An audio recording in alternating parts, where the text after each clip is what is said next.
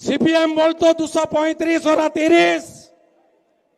নন্দীগ্রাম আন্দোলন করে সেই দম্ভ ভেঙে চুরে তছনছ করে দিয়েছিলাম। আজকে বলে গেলাম 21-এ হেরেছে মমতা, 26-এ প্রাক্তন হবে মমতা, ভাইপো যাবে জেলে। আর এই গুন্ডাগুলো 19 সালে যখন বিজেপি ঝড়, তখন কোথায় গেছিলেন কমল ভাইরা? দিল্লিতে গিয়ে যোগদান, মনে নেই?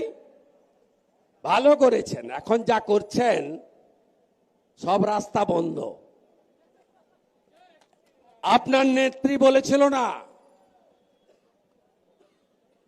বদলা নয় বদল হবে, আর আমি বলছি বদলও হবে, বদলাও হবে। সুদ সব